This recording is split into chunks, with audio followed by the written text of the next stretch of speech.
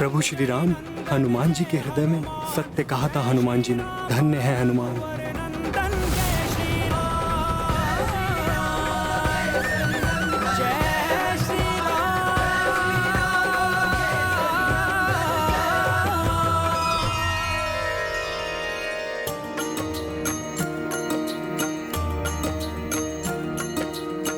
जिस विध दिन कर्मः प्रकाशा,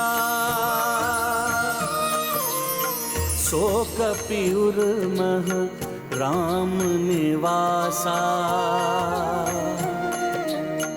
अवध बिहारी श्री रघुराई, रोम रोम बजरंग बसाई। राम सिया राम जय हनुमान। राम सिया राम जय हनुमान।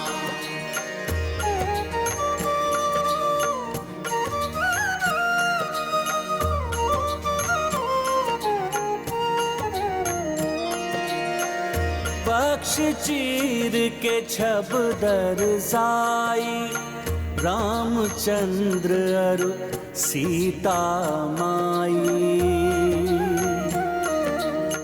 अचरज मह पड़े सब नर नारी, राम भक्त हनुमत जय तुम्हारी। सिया राम जय हनुमान। राम सिया राम जय हनुमान। ये गाथा महाबली हनुमान की, रुचिकर लीला राम भगत की। जय जय जय रघुनंदन राम, जय जय जय महाबली हनुमान। जय जय जय रघुनंदन राम, जय जय जय महाबली हनुमान। प्रभु राम भक्त हनुमान की, परम भक्त शिरोमणि हनुमान की। इस सृष्टि के समस्त इतिहास में भूत, वर्तमान और भविष्य में हनुमान जैसा राम भक्त ना ही हुआ है और ना होगा। प्रभु भक्ति और श्रद्धा के सर्वोच्च प्रतीक हैं हनुमान।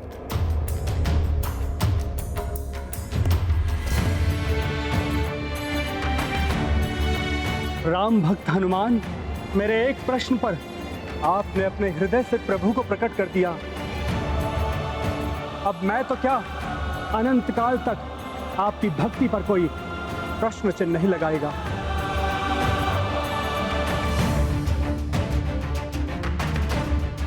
आपके हृदय में राम, आपकी आत्मा में राम, आपके रोम रोम में राम है। पूर्ण रूप से श्री राम में हैं आप। ये आज मेरे ही नहीं, इस संपूर्ण संसार के समक्ष प्रमाणित कर दिया आपने। आप धन्य हैं हनुमान।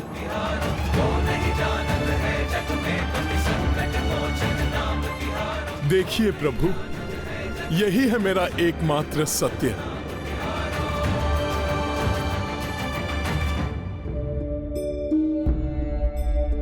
स्वामी, अपने भोले हनुमान को देखिए। आपकी भक्ति में ऐसा लीन है कि पीड़ा का तनिक अनुभव भी नहीं हो रहा है उसे।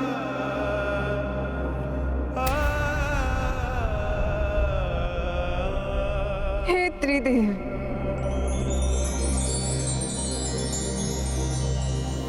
हे त्रिदेवियों, आप सभी से मेरी विनती है कि इस मुस्कुराते प्रभु भक्त की समस्त पीड़ाओं को हर लीजिए।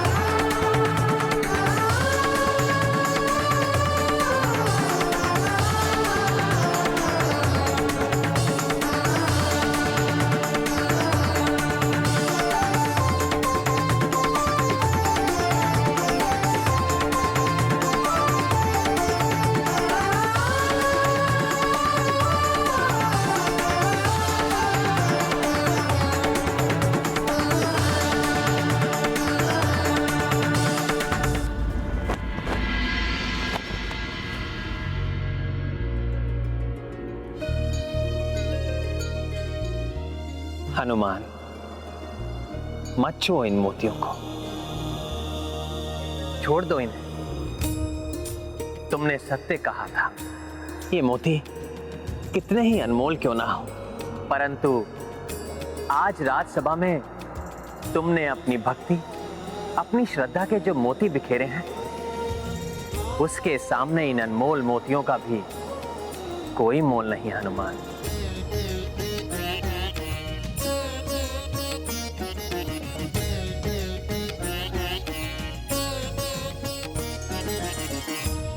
पुत्र हनुमान, मैं तुम्हें वरदान देती हूँ, अपने वक्ष को चीरकर प्रभु श्री राम की छवि दिखाने के तुम्हारे इस पराक्रम की कथा तब तक कही जाएगी जब तक संसार में प्रभु श्री राम की गाथा गाई जाएगी।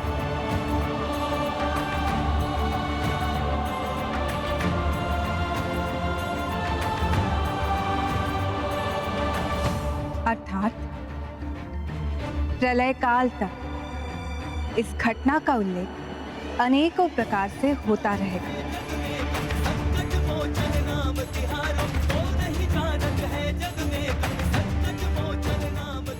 राम भक्त हनुमान की, राम भक्त हनुमान की, राम भक्त हनुमान की। हनुमान ने एक छोटे से प्रश्न से प्रेरित होकर अपने उर में बसी भक्ति को अपना वक्ष चीरकर दिखा दिया। अर्थात जिनकी सोच में भक्ति हो, उनके मन में राम मिल ही जाते हैं, एवं जिनकी सोच में खोट हो, उनके हृदय से रावण रूपी राक्षस ही उत्पन्न होते हैं।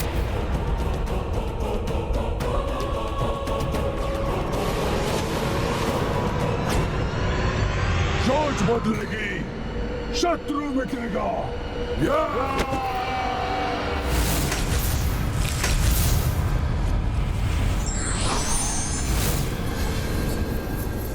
निशाचरी सोच का संचार करने, शत्रुओं का संहार करने आ गया निशाचर निकुंभ।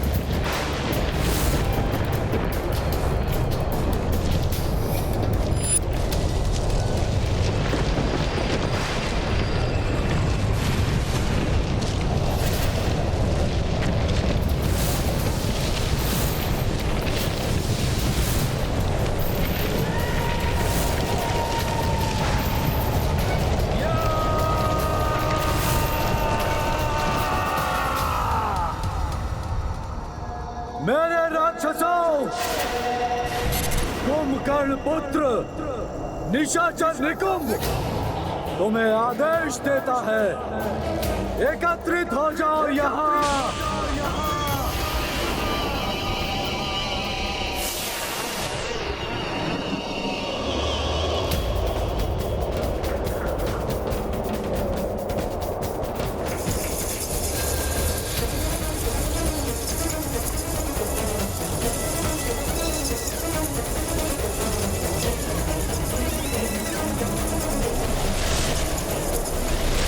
एकत्रित हो जाओ यहाँ।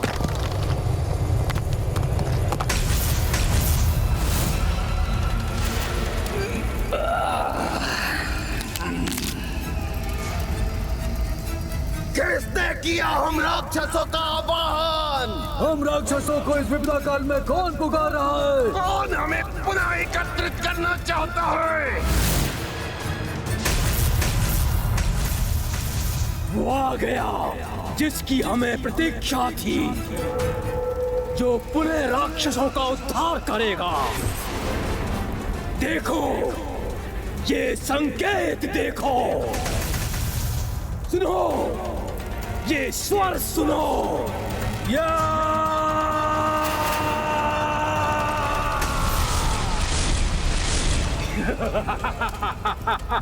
वही रक्षा करेगा हमारी। शीघ्र चलो उसके पास।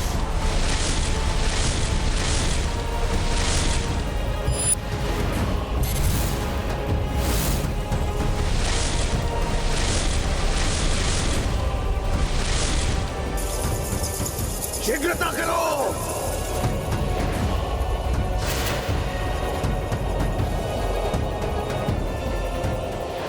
प्रभु, आज आपने राज्य भार संभाला है। इससे बड़ा उपहार भला कहां मिल सकता था मुझे। प्रभु, मेरी तो मात्र इतनी इच्छा है कि जिस राम राज्य की परिकल्पना आपने की है, मैं उसकी स्थापना में अपना योगदान दे सकूं, ताकि संसार के कोने कोने में विस्तार हो राम राज्य की सोच का।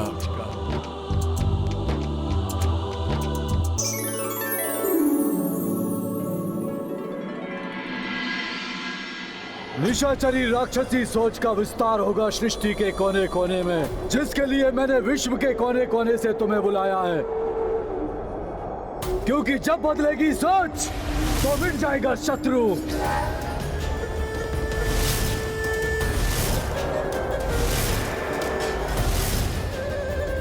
वही छल करेंगे हम, उसी कपट माया को अपनाएंगे हम, जिससे विष्णु ने त्रिपुरासुरों का अंत किया था। तारकासुर के 3 पुत्र विधुनमति, तारकाक्ष और कमलाक्ष त्रिपुरासुर राक्षसों के 3 महानायक थे, जिन्होंने अपने पिता की मृत्यु का प्रतिशोध लेने और त्रिलोक पर अपना प्रभुत्व स्थापित करने के लिए गुरु शुक्राचार्य के सुझाव पर कठोर तप कर प्रभु ब्रह्मदेव जी को प्रसन्न कर उनसे वरदान प्राप्त किया। फिर आकाश में स्वर्ण दुर्ग से तारकाक्ष स्वर्ग पर, पृथ्वी और आकाश के मध्य रजत दुर्ग से कमलाक्ष धरती पर, और धरती के नीचे लोह दुर्ग से विंध्यामती पाताल पर राज करने लगे। और इनके राजकाज में हम राक्षसों की समृद्धि दिन दूनी रात चौगुनी बढ़ने लगी। परंतु दुष्ट देवताओं से ये ना सहा गया और वो दौड़े दौड़े शिव के पास गए। परंतु शास्त्र विधि से शिव भक्ति करने वाले राक्षस कुछ भी अनुचित नहीं कर रहे थे। इसलिए देवताओं को महादेव के पास से रिक्त हाथों वापस लौटना पड़ा। फिर निराश हताश देवता मायावी विष्णु के पास गए। उन्हें ज्ञात था कि जब तक त्रिपुरासुर धर्म और सदाचार के पथ पर अग्रसर रहेंगे, उनका विनाश नहीं हो सकता। इसलिए उन्हें नष्ट करने के लिए उनकी सोच बदलनी होगी, जिसके लिए अपने महल से विष्णु ने एक मायावी अस्तित्व को रचा।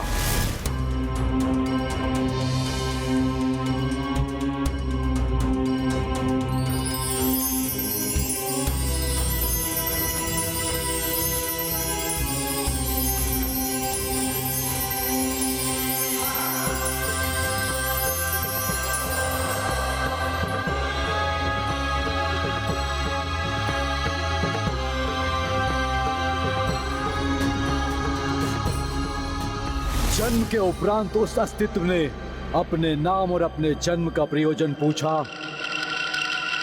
तो फिर विष्णु ने कहा, तुम्हारा नाम अरिहन है। मैं तुम्हें सरल भाषा में धर्म विरोधी शास्त्र की रचना करने का आदेश देता हूं। ऐसा शास्त्र जो धरती से पृथक स्वर्ग और नरक के अस्तित्व को नकार दे। इस शास्त्र का उपदेश त्रिपुरासुरों को दो। यदि उनकी सोच अटल है और महादेव के प्रति उनकी भक्ति अक्षुण है तो कुछ नहीं होगा, अन्यथा उनका विश्वास भटक जाएगा और उनका सत्य उजागर हो जाएगा। तो सर्वप्रथम यह वंचक धर्मोपदेशक अरिहन दार्शनिक का रूप धरकर विंध्यामती के राजदुर्ग में पहुंचा। ओम नमः शिवाय, ओम नमः शिवाय, ओम नमः शिवाय, ओम नमः शिवाय, ओम नमः शिवाय, ओम नमः शिवाय। इस जड़ पत्थर को आप दुग्ध से नहलाकर दुग्ध क्यों व्यर्थ कर रहे हैं राजन?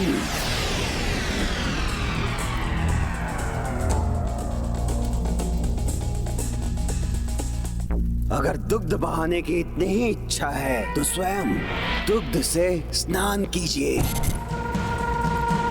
सुख भोगिए राजन, सुख। नहीं तो दुग्ध का मिष्ठान बनवाकर उसका आनंद उठाइए। कौन हो तुम और मेरी पूजा में व्यवधान डालने का दुस्साहस कैसे किया तुमने? अरिहन हूं मैं, परम आनंद प्राप्ति का मार्ग बताने वाला, नवीन धर्म का रचयिता।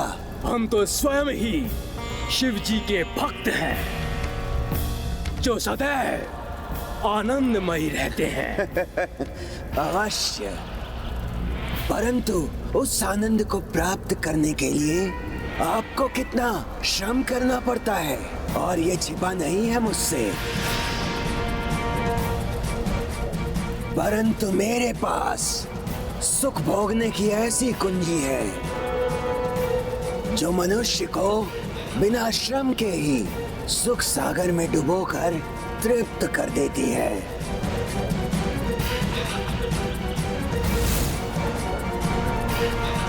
एक एक करके वो अरिहन तीनों भ्राताओं के पास गया, उन्हें वही परमानंद की कथा सुनाई और उनका ध्यान शिव आराधना से हटाने के लिए उन्हें अधर्म मार्ग पर चलने का उपदेश दिया।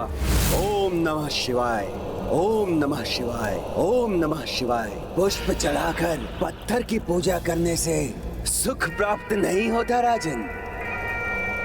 अकारण परिश्रम है ये, व्यर्थ में समय गंवाना है राजन। जो समय आप पूजा पाठ में नष्ट कर रहे हैं उसे सुख भोगने में लगाइए राजन। सुख भोगने में, शक्ति का विस्तार करने में लगाइए,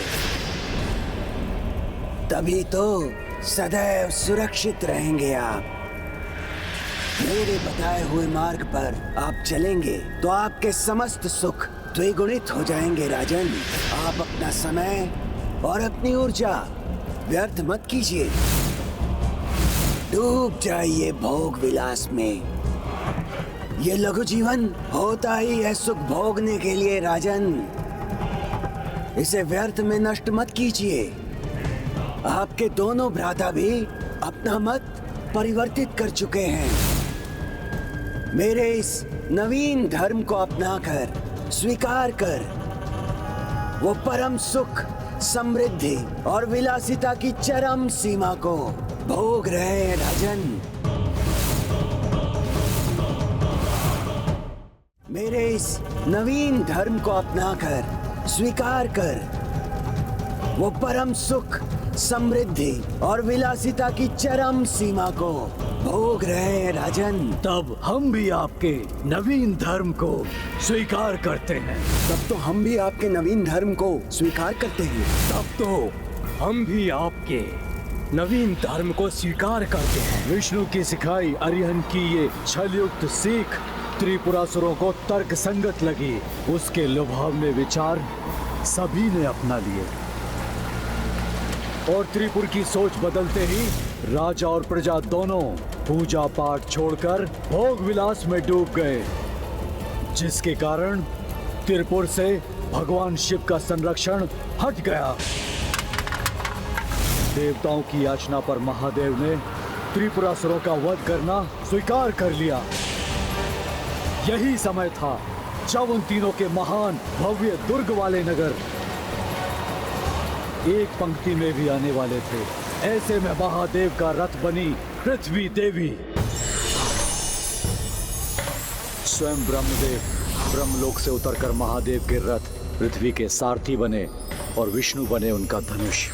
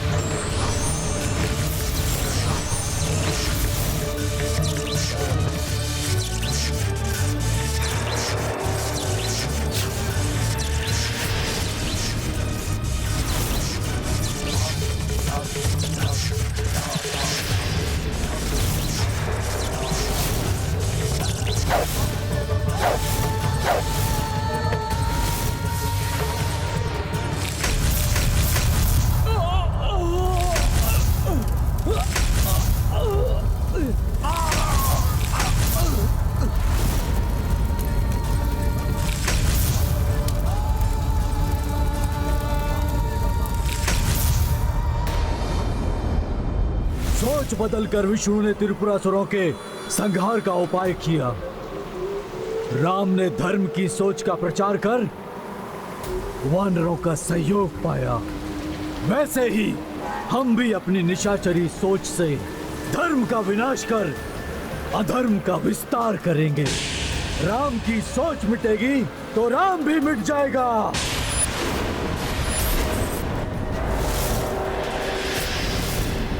इस राम का अस्तित्व तो तभी तक है जब तक मैं हनुमान के समान सबके हृदय में अपना स्थान बनाकर उनकी सोच का हिस्सा बना रहूं।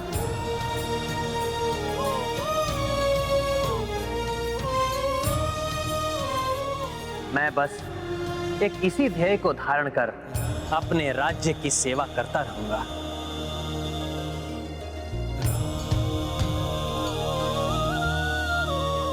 सियावर रामचंद्र की, सियावर रामचंद्र की, सियावर रामचंद्र की।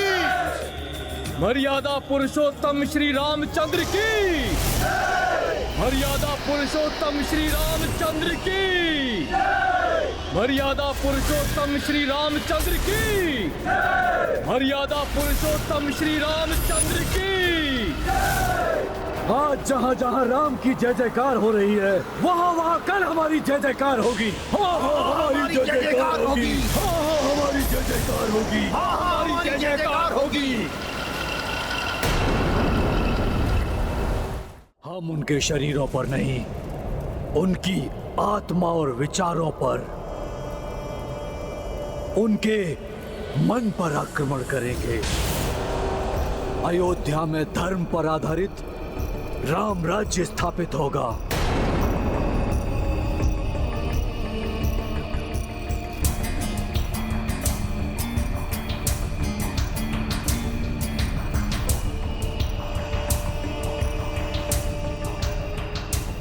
धर्म से भटकाकर राक्षस राज स्थापित करेंगे। जय हो निशाचरी सोच की, जय हो, जय हो। प्रभु अब हमें आज्ञा दे। अब समय आ गया है कि हम भी यहाँ से प्रस्थान करें, अपने राज्य जाएं और आपकी सोच का विस्तार करें।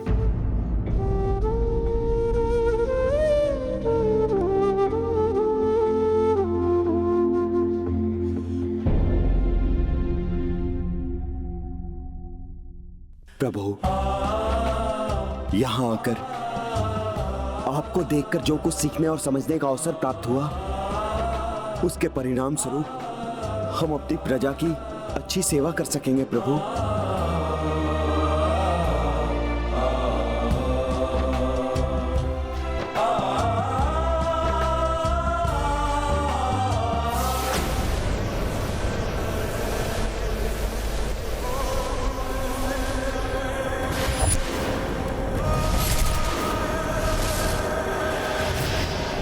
अब मेरी शक्ति तुम्हारे पास भी है। जाओ विश्व के कोने कोने में विषपूर्ण काली निशाचरी सोच का विस्तार करो, अधर्म का विस्तार करो, सोच बदलो, शत्रु मिटाओ।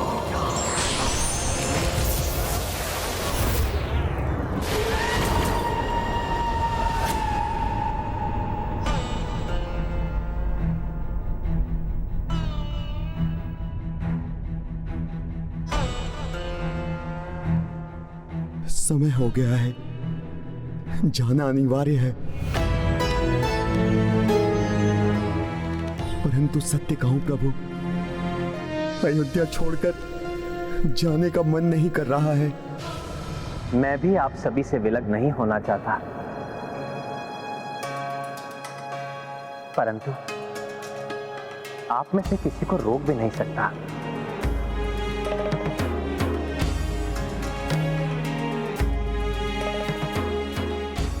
क्योंकि हम सभी का अपने अपने प्रजाओं के प्रति एक दायित्व है, जिसे निभाने के लिए हमें वहां होना आवश्यक है। इसलिए अपने अपने राज्यों का जो पदभार आप सब पर है, उसे निभाने के लिए तो आपको लौटना ही होगा।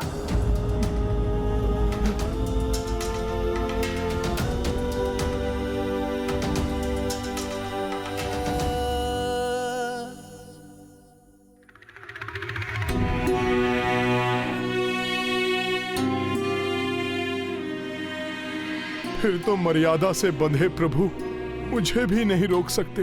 हनुमान, तुम महाराज सुग्रीव के मंत्रिमंडल के सदस्य हो, इसलिए तुम भी अपने दायित्व से बंधे हो, इसलिए चाहकर भी मैं तुम्हें नहीं रोक सकता।